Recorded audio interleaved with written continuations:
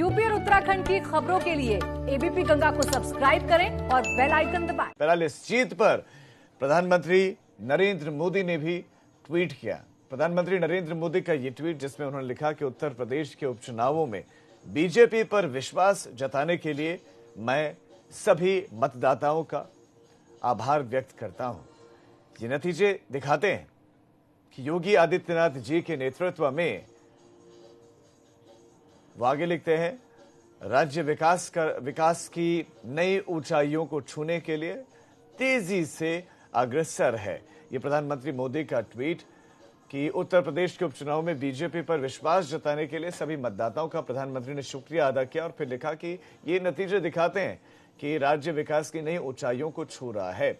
हमारे साथ हमारे संवाददाता संतोष शर्मा इस खबर पर और ज्यादा जानकारी के साथ जुड़ गए। संतोष, 2017 में जो परिणाम थे बिल्कुल as it is, seat by seat वैसे ही बीजेपी जीती है, लेकिन क्या इन सीटों पर जहां पर बीजेपी जीती है, क्या उस पर भी मंथन किया जा रहा है? क्योंकि अंतर तो है, जो जीत 2017 में थी कुछ सीटों पर, वैसी जीत तो नहीं है।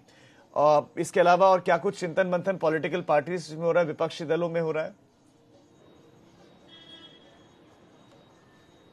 देखिए, जो उपचुनाव के जो नतीजे हैं उससे बीजेपी उत्साह से लबरेज है। वजह भी साफ है, क्योंकि इन उपचुनाव से पहले जो राज्यसभा के चुनाव को लेकर के उत्तर प्रदेश की सियासत में नाटकीय घटनाक्रम हुआ और खास करके बीजेपी के ऊपर हमलावर हुई समाजवादी पार्टी के अध्यक्ष अखिलेश यादव ने कहा था कि ये जो उपचुनाव होंगे ये 2022 का ट्रेलर होंगे। यानी कि सपा को भी लग रहा है कि वो इस उपचुनाव में बड़ा गेम करने वाली है, वो अपनी उपस्थिति दर्ज कराने वाली है। लेकिन उपचुनाव के नतीजों ने साफ कर दिया कि जो मुख्यमंत्री योगी आदित्यनाथ ने कहा कि मोदी है तो मुमकिन है, यानी कि आज भी जनता को भरोसा मोदी पर है, योगी पर है। यही वजह है कि जो उपचुनाव की 7 सीटें थी उसमें से बीजेपी 6 सीटों पर अपना परचम लहरा चुकी है। एक सीट बची जो कि पारसनाथ यादव के बेटे लकी यादव को जीतनी पड़ी, वो विरासत से मिली, उनको विरासत में थी, लकी यादव वहां पे सक्रिय थे।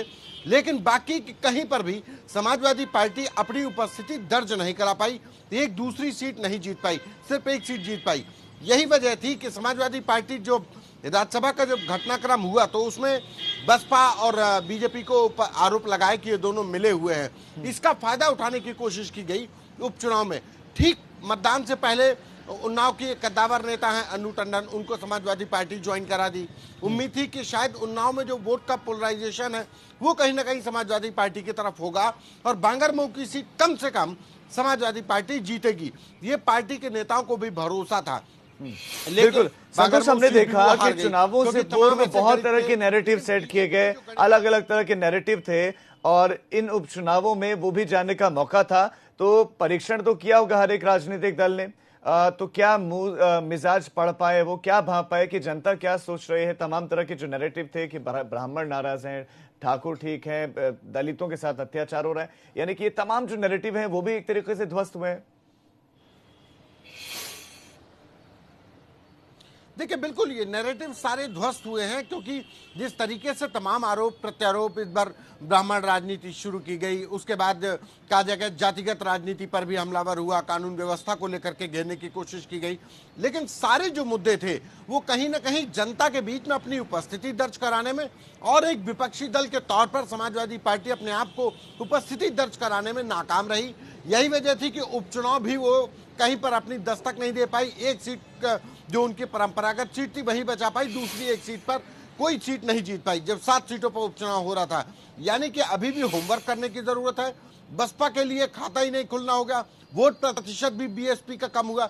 समाजवादी पार्टी अगर अपने जो चिंतन और मनन करती है तो उसको कहीं ना कहीं ये जरूर सोचना होगा कि कमरे के अंदर से बैठ करके ना तो समाजवादी पार्टी चलती है और ना ही कोई दूसरी अन्य पार्टी। जब तक कि जमीनी हकीकत पर जब तक कि सड़क पर नहीं उतरेंगे लोग, बीजेपी ने इन उपचुनाव में अपनी पूरी ताकत झोंक दी।